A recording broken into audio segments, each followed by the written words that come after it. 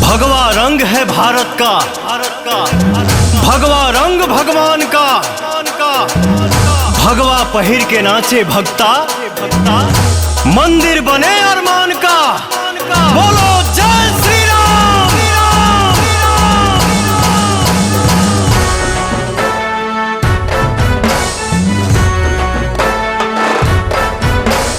राम राम राम सिया राम राम राम, राम राम राम सिया जय श्री राम।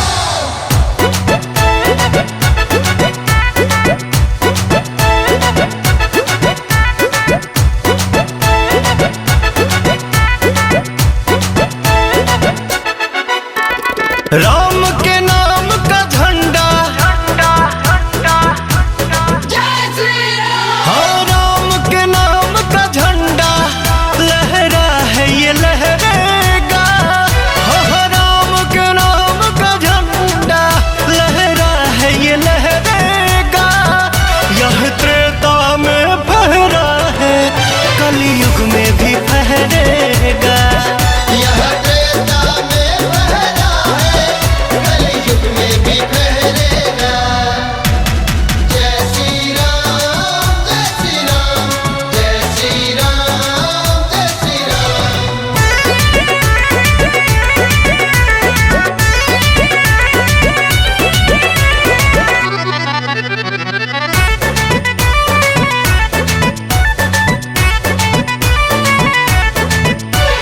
हिंदुस्तान की धरती क्यों नहीं जय श्री राम कहेगी।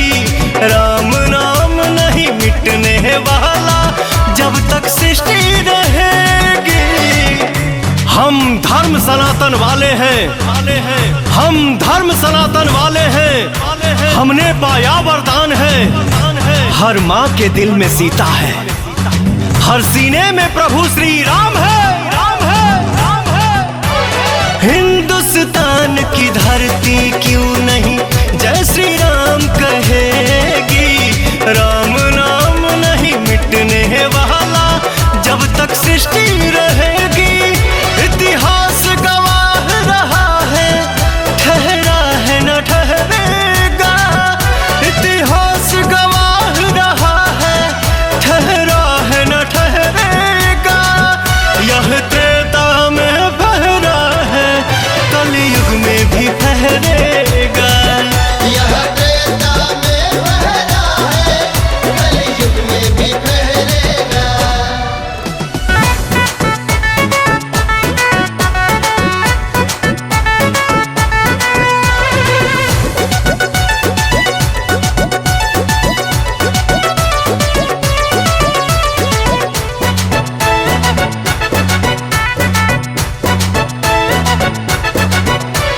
बोल रही है गंगा, बोल रहा है पर्वत सागर।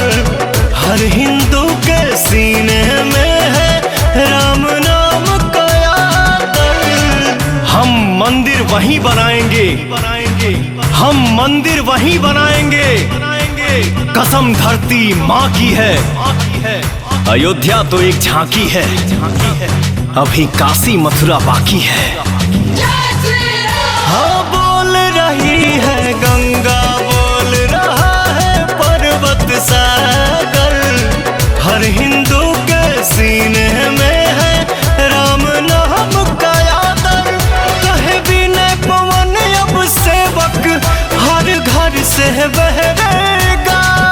कहे पुतुल दीपक अब सेवक हर घर से बहरेगा।